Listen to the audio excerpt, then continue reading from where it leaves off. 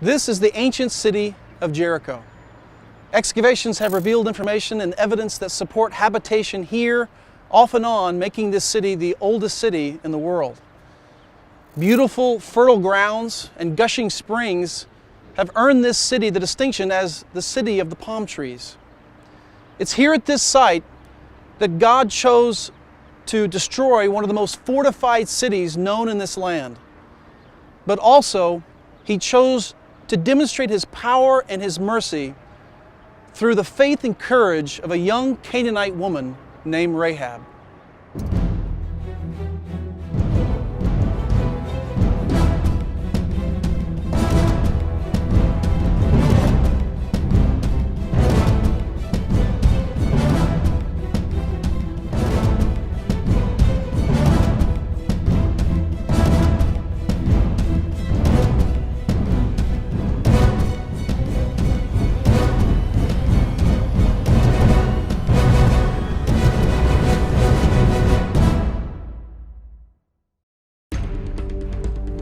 The ancient city of Jericho lies about 6 miles from the Jordan River and about 7.5 miles northwest of the Dead Sea and about 3,000 feet below Jerusalem, 14 miles away.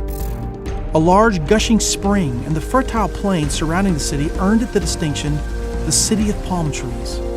A major east-west road ran next to the city, intersecting with the Jordan at a ford nearby, making Jericho a strategic cross-grounds.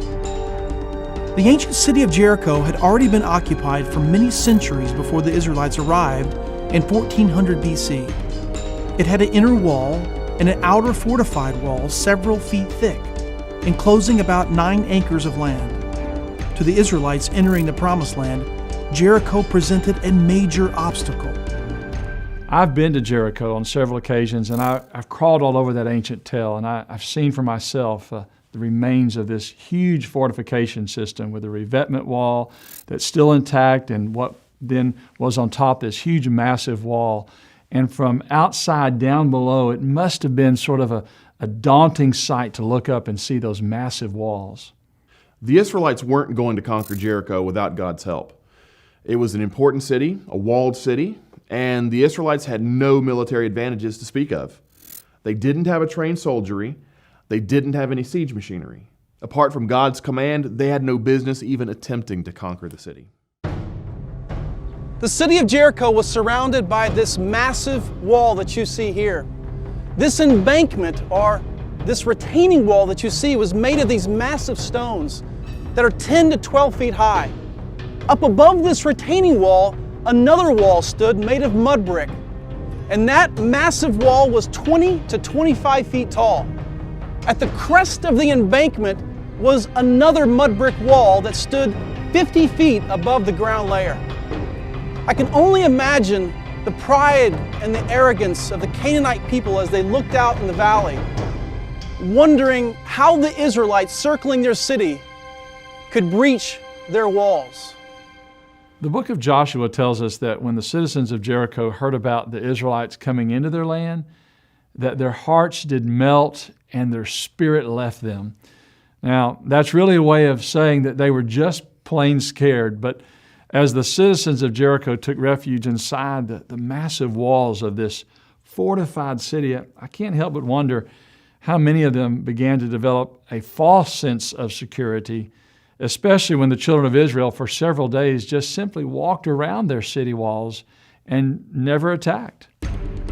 For 7 days, the Israelites marched around the city. On the 7th day, after their 7th circuit around the city, the priests blew their trumpets, the people shouted, and the walls of the city fell. Then the people went up into the city, every man straight before him, and they took the city, and they utterly destroyed all that was in the city with the edge of the sword. Excavations have shown that the mud brick wall that stood above the retaining wall some 20 feet fell outwards, forming a ramp up into the city. The Bible describes the event very precisely. In Joshua chapter 6, verse 20, it says that the children of Israel went up into the city, every man straight before him. In addition, archaeologists found several key features, one of which was the remains of burnt brick, as you see here. Joshua tells us that Israel burned the city of Jericho and everything in it. And once again, the discoveries of archaeology have verified the truth of this record. Noted archaeologist Kathleen Kenyon, despite being an unbeliever, described the massive destruction she saw in Jericho as follows. The destruction was complete. Walls and floors were blackened or reddened by fire, and every room was filled with fallen bricks, timbers, and household utensils. In most rooms, the fallen debris was heavily burnt, but the collapse of the walls of the eastern rooms seemed to have taken place before they were affected by the fire. There have been no less than 4 major excavations at Jericho by individuals like Sellen and Watzinger, John Garstang, Kathleen Kenyon, and others.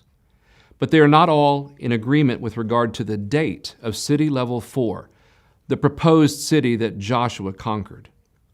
But while there is debate about the dates that are associated with Jericho, what is not in question is what they found at City Level 4. There were plentiful amounts of charred grain in large storage jars, a highly fortified city, the destruction of the upper city walls before the city was burned, and most interesting of all, the way that the upper red mud brick wall fell down flat to the base of the revetment wall. Now, these findings are incredibly consistent with the biblical description of the fall of Jericho. We can assume that there were thousands of people inside the wall when the Israelites came against the city. Joshua tells us that Rahab's house was incorporated into the fortification system, begging the question of how God would save her house when the walls fell. In the book of Joshua, we are introduced to a woman named Rahab. She lives in Jericho and plays a vital part in the story. She's identified as a prostitute, and her house may have been some kind of way station or a tavern. She's also engaged in drying flax, which is used to make rope. And it's interesting that a rope will figure into the story of Rahab's salvation. At the north end of the Tell of Jericho, archaeologists made some astounding discoveries that seem to relate to Rahab.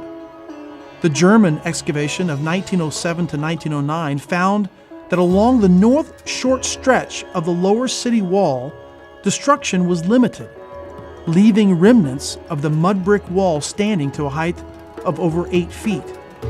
What is more, there were houses built against the wall, and it's quite possible that this is where Rahab's house was. Well, today at Jericho, the houses on that north end of the tell where Sellen and Watzinger had once excavated, they're no longer in existence. And the reason for that is that once those houses were exposed, then rain and simple erosion eradicated those buildings. But there are photographs and records from that dig that do still survive.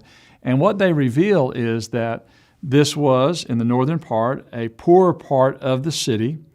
And yet, how is it that those buildings survived to some extent, whereas in the stronger part of the city, they were completely destroyed? Again, there's a lot of debate associated with the findings of Sellen and Watzinger and what date should be given to what they found on the northern end of the tell.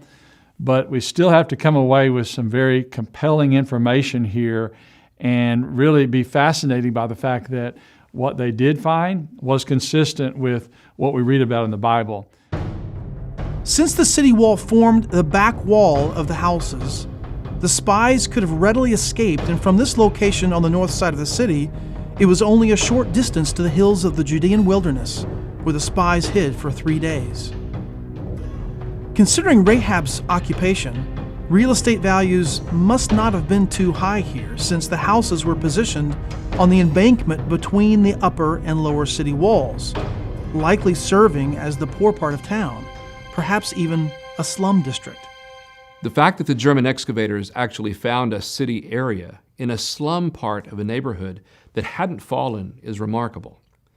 But what is actually even more remarkable is the courage and the faith of this woman who risked everything for what she came to believe, and how then God took her, introduced her into the lineage of Christ by allowing her to be the great-great-grandmother of King David. Then in James chapter 2 in the New Testament, God used her as an exemplar of faith alongside this great patriarch named Abraham. Rahab, the great-great-grandmother of David, was a truly amazing woman. Not just because of what she did, but who she was inside. In Hebrews chapter 11, she is one of only 2 women mentioned of those who exemplify godly faith. And in James chapter 2, it says that she was justified by her works, by saving the spies and sending them out a different way. This Canaanite woman not only saved the lives of those spies, but she saved her entire family from the wrath of God. Well, the Bible says that once the children of Israel left Egypt, they ended up wandering in the wilderness for 40 years, and then eventually came to encamp near Shittim. Now, that's just east or across from Jericho on the eastern side of the Jordan River. And from there, Joshua 2 tells us that Joshua sent 2 spies over to Jericho to, no doubt, assess the strength and the resolve of the citizens there. And the Bible then says that they came to lodge at the house of Rahab. And while they're there, somebody found out that these spies are there. They told the king, and then the king sent soldiers to her house to detain those spies. By God's providence, word somehow gets to Rahab in advance of the king's men coming, and so she hides the spies under the drying flax on her rooftop. There she makes a covenant with them. She would help them to safety if they, in turn, spared her and her family. The spies then negotiated their side of the agreement. She had to keep their location a secret, but furthermore, she would also have to help them escape from the most fortified city in the ancient world. Rahab stated confidently, "I know that the Lord has given you the land, that the terror of you has fallen on us, and that all the inhabitants of the land are faint-hearted because of you. For we have heard how the Lord dried up the waters of the Red Sea for you when you came out of Egypt, and what you did to the 2 kings of the Amorites who were on the other side of the Jordan, Sihon and Og, whom you utterly destroyed." Then the Bible gives us a fascinating detail that most certainly must have seemed hard to believe. During the ensuing attack, Rahab would have to gather all of her family under her roof and identify her house by hanging a scarlet cord from a window. Rahab hides the spies and helps them escape in an act of faith. It doesn't seem to be a matter of simple self-preservation. She says that she has heard of everything God had done, and yet she trusts in Him. The Bible often praises the faith of women and Gentiles, and we're most familiar with the examples we find in the Gospels. But here is an example in the Hebrew Bible of a Canaanite woman of faith. Rahab didn't just believe in the existence of God, she literally believed in what He revealed. That is, she believed it was He who was bringing Israel into the Promised Land. Risking her very life, she had no more evidence to go on than the reports that had spread among the people in Jericho. Whatever rumors or stories made their way through the city, they must have been powerful. Out of Rahab's weakness, she was made strong in faith through the power of God.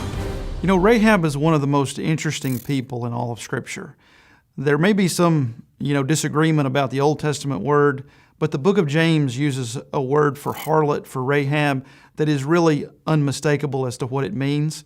But she's also a person who sees the mighty works of God and responds to those works.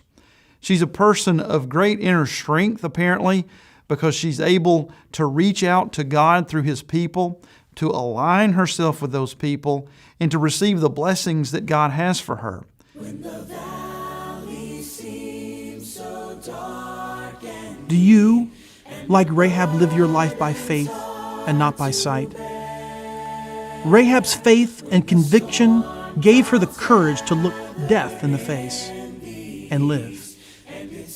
Nothing really has changed for us in this respect. Courage is born from unwavering faith, but more importantly, her example reveals to us a remarkable characteristic of God. He is forgiving and merciful to those who demonstrate faith, courage, and those who humble themselves unto obedience, even when it doesn't make sense. even if it isn't the safe thing to do.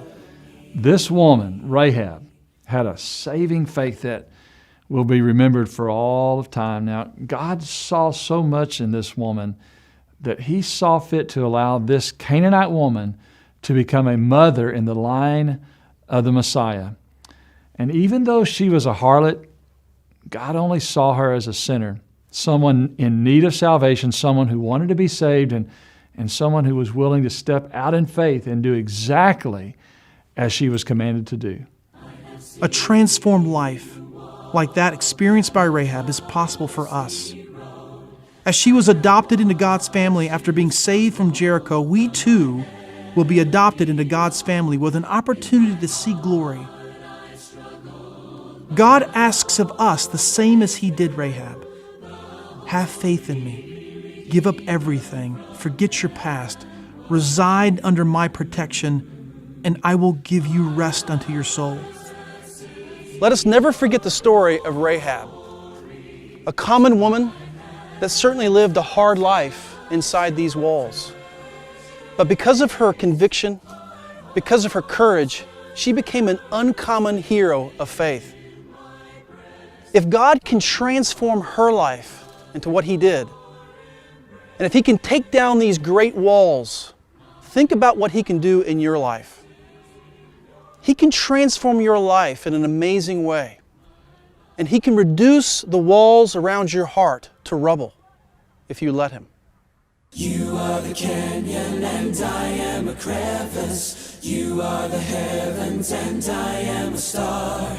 You are the thunder and I am a whisper. Jericho is one of the oldest cities of the ancient world and the first city to be taken by the Israelites on the west side of the Jordan River. Prized for its natural springs and trade location, Jericho was a highly fortified city that met its demise when the Israelites had entered into the Promised Land. A great battle took place here, with the Bible revealing that the walls fell down flat and the children of Israel marching up into that city and destroying it by fire. However, within the last 100 years or more, another great battle has been going on in Jericho, and it's the battle over whether or not archaeologists have actually discovered the city destroyed by Joshua as revealed in the Bible. While there's still a lot of debate, the evidence, it's compelling and it's fascinating. The archaeology of Jericho, coupled with the biblical account, have captured the imagination of many, but just as compelling is the story of a woman by the name of Rahab, whom God saved from that destruction. She is a prostitute, but as revealed in James 2, becomes an exemplar of faith. Her story is one of the rare jewels to truly be examined in this treasure trove of facts and information. In the days of the Israelite conquest of Canaan, Jericho was considered an impregnable city, able to resist the best that armies could throw at it. With its thick and high walls, the inhabitants should have felt safe and secure, but they didn't. God's victories over Israelites' enemies had signaled a new day was coming. As Rahab told the Israelite spies, the inhabitants of Jericho were afraid, and they were right to be. For us to stand amidst the remains of this ancient and fortified city impressed upon us all of the power that God brought to bear in destroying these walls and in securing victory for his people.